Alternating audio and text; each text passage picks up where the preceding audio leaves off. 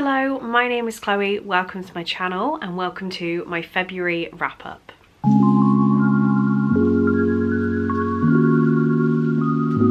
So I'm in a little bit of a mood filming this content. I spent about an hour and a half this morning filming 3 YouTube videos. I had my wrap up, I had my haul, I had a list of books I'd unhauled lately, and I'd done all of that, put all the books away, and can I add, I'd done all of that coming off of over a week of being off sick. I am only just out of bed and able to talk, so I put a lot of effort into filming this morning. I was like, right, you know, I could just have a lie down, but let's get a head start on editing. Plugged my memory card in and all of the stuff is corrupted. It's all gone. I'm going to give you a little bit of a quick fire wrap up this month, if that is okay. I am not going to go through my shelves again and pull out all the books. I don't know what I'm going to do with the rest of the content, but I'm going to bring you a quick fire summary of what I read in February. Wrap-ups are never the most popular videos anyway, so I hope that the guys who watch this video are still happy with the content I bring. But yeah, I'm really mad. I'm really mad. However, February, I read 11 books, which is still really good, but not quite as many as I wanted to read in the month. And that is because I had my little work trip where I was really busy for 3 days and didn't touch a book. And then I came back and have been in bed for a week. So I didn't have more than 3 weeks to read. So 11 books in 3 weeks, I'm not mad at. It is 2 books less than last month, but never mind. And the total number of pages I read was 3,669, which is down 20% on last month. This meant that the average number of pages I read a day was 131, which is down 11%, and the average length of the books I was reading was 334 pages, which is down 5%. However, the ratings were really good. I had 2 2 stars, 2 3 stars, 1 3.5 star, 2 4 stars, and 4 5-star reads. So my average rating was a 3.8, and that was exactly the same as January. The format that I read the books in also changed quite a lot. I read 10 books physically and 1 book via ebook, whereas January I read almost 50% audiobooks. So I was reading a lot more with my eyeballs when I could physically manage to read. So as I said, this is going to be a little bit quick fire because the fact that I have about 40 minutes of raw footage of this video that's now disappeared is hurting my heart. So I don't think I can spend the same amount of time going through these books. However, I will approach this as I do always and start from the worst and make it up to the best. The lowest rated book I had this month, I gave 2 stars to Everyone in My Family Has Killed Someone by Benjamin Stevenson. I really wasn't a fan of this book. This is an interestingly told mystery thriller where our main character is breaking the 4th wall and he is telling us the mystery as if it was like a mystery book. He writes his own guides of how to write mysteries, so it's told through that lens. And yeah, I just wasn't very intrigued by the mystery. I wasn't surprised by anything. It just didn't really wow me at all. So 2 stars. I also gave 2 stars to S-Bag by Zena Knox. And this one I feel like did have some redeeming qualities. This is a story about a teenager who collapses and wakes up with a temporary alostomy bag. And I feel like there's a lot that I could learn and did learn through how a teenager, or any adult actually, would deal with having this medical condition all of a sudden, and how traumatizing that probably is, but also how you learn to live with these conditions. However, what I didn't like about this book, the actual like contemporary romance side of it, just felt it was told very immaturely, but dealt with a lot of mature content. So I was just a little bit on this book. It didn't knock my socks off. I didn't really understand what age range we were aiming at, and yeah, wasn't a massive fan. Next up, I gave 3 stars to The Only Suspect by Louise Candlish, which was just a perfectly acceptable mystery thriller. We're following 2 dual timelines. We've got Alex and his wife Beth in the present day. Beth tells Alex that they are digging a path for a new like nature reserve near his house, and he starts freaking out. And at the same time, we're following Rick in 1995 with his new girlfriend, Marina. So yeah, very just run-of-the-mill mystery. Nothing wowed me, nothing shocked me, so 3 stars. I also gave 3 stars to Barbarian's Mate by Ruby Dixon, and I just absolutely love reading these books. This is book 6 in the Ice Planet Barbarian series. If you've avoided those so far, then kudos to you, but I find them so fun. We're following our 6th human woman who has been left on the island of Nothoth after being abducted by some very evil aliens. And this one is Josie. She is finally managing to resonate with a blue alien due to her IUD falling out. Completely chaos literature is what I'm calling this, but I had a fun time. 3 stars. Next up, I gave 3.5 stars to The Quiet Tenant by Clemence Michelon. That was dreadful pronunciation, but at this point I don't really know how to make it better. This is a thriller about a woman who's abducted and living in a barn, and then the man who's abducted her has to leave the property with the barn. She convinces him that rather than kill her, he should take her along to his new place, and she just becomes a woman living in the spare room. She is the quiet tenant. And yeah, I really did like this at the start. It had 5-star feels, but unfortunately the drama and the intrigue and like how scared I was didn't really carry on through the rest of the book, so I had to bring my rating down, but I would recommend this one. It was really dark and disturbing and weird. Next up, we had a very easy, fun romance time with Chase Me by Tessa Bailey, which I gave 4 stars.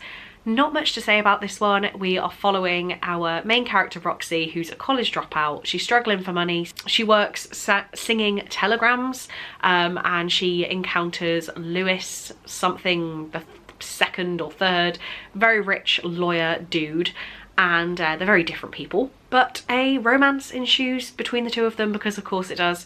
And I don't really know what else to say about this one. Even my review is very minimal. It's just, this was a fun romance time. It's nothing more than a sweet romance, but that's what we need sometimes, so 4 stars. I also then gave 4 stars to The Wrong Bride by Katharina Mora, which was a book I was reading for a tandem read-along, and this was actually an annotation read-along, which I really enjoyed doing. This book we're following Raven, and Raven's family have agreed that her older sister Hannah needs to marry Ares, who is a very rich, I think like part of a media mogul family. But as it tells us in the blurb, Hannah does not turn up to her wedding, so Raven has to proceed to marry Ares instead. And it was a very, how am I supposed to marry the man I love when he's actually in love with my sister? Very interesting storyline. I picked up on a lot of different things as well, just being in a situation where Raven and Hannah's mother does not support Raven marrying Ares, and having their like morning of the wedding conversations I actually found very moving, being in the current situation that I am in. We won't go into my personal life in my quickfire wrap up, but yeah, I just found those quite moving where they probably didn't need to be. So 4 stars. I did really enjoy it. It wasn't the best thing I'd ever read, but yeah, I had a fun time with it. And then we move on to the 4 5-star reads. This really is a quickfire wrap up, guys. I hope you don't mind. I'm actually having fun storming through the books, like go. It's like it's a vlog clip. Which, saying that, if you do want any more detailed opinions on any of the books I've read, please do go check out my wrap ups, because I waffle on in those far too long. So when I actually read the books, they'll have been in a wrap-up. The first 5-star I gave out was Done and Dusted by Lila Sage. This is a country cowboy romance, but it is also a brother's best friend romance. So I can't actually tell you too much about this book, like it's gone completely over my head, but it was a very fun time to read. I have no faults. One thing about me, you will find if there is a brother's best friend, a brother, like little sister's friend kind of romance, I am here for it. And that is because if you don't know, which I think some people won't, like newer people to the channel may not know, that the way that Cole, my fiance, and I started out is he was my friend's younger brother. So anything with like a sibling, you can't date them, I'm gonna get involved in that romance. It was just, yeah, something about them appeals to me. I don't know, it's an itch in my brain that's got to get scratched. So this one was just an easy fun time. Throw in some country themes. The other thing about me, I love a country theme, even to the point that I whacked one on myself and I now have some cowboy boots tattooed on my leg. Country things and dating friends, siblings. 5 stars from me. We then have a very different theme, is Still Beating by Jennifer Hartman, and this is a very gut-wrenching, horrific book, really. We're following a character, Cora, I think, and her sister's fiance, Dean. They don't like each other, but after a night out, Cora needs a ride home and she calls on Dean for help. They then end up getting abducted by some horrific man, and the way they are getting through the situation together is being together. They are bonding together in a way they would not normally expect, just to get through the trauma. And this book is branded as a dark romance. I would not actually recommend it. I don't think there was anyone I would want to put this in their hands. However, for me, it was a 5-star read. I couldn't stop reading it. I was absolutely obsessed, and I read it in one sitting. Then an unexpected one for me that I didn't know if I was going to give 5 stars to was The Shadows Between Us by Tricia Levenseller. This is from the author of Daughter of the Pirate King, so I don't know why I thought I wouldn't like it, but we're following a woman, Alessandra, who wants power, and the way she can get power in her world, which is very Regency feel fantasy, is by marriage. So she decides she's going to marry the Shadow King, and she's going to murder him and take his power for herself. I absolutely loved this. I love the tone in which it was written. It was a very easy fantasy world to get into, and I really ended up loving the characters and feeling like they were very real. So 5 stars from me, very easy fantasy, and I have already purchased the sequel. Okay, last but by no means least, we have my favourite book of the month, and that was Be With Me by Jennifer L. Armentrout. This was an unexpected read. I didn't think I was going to pick it up this month because for some reason I put off my 5-star predictions. This was following our main character Teresa and Jace. Jace is Teresa's brother's friend, because of course that is what I love in a romance, and they had a bit of a kiss a year ago and are deciding that even though it was amazing, it shouldn't have happened, and the book is them fighting their feelings for each other. I love those kinds. So this was just a romance that I got completely sucked into. I almost read it in one sitting. I did have to go to bed, but finished it off the next morning, and it was just eat it up, cute romance. Like, I don't really know what more I can say about it. I will be on the lookout for the rest of the series in physical copies, and I'm going to start my hunt from that when I'm in America very shortly. So that was my insanely quick fire wrap up. I genuinely am crying on the inside over my lost footage, so I really hope you liked this shorter form content. Maybe I should keep my wrap-ups this shorter form anyway, because I discuss the books in my vlogs.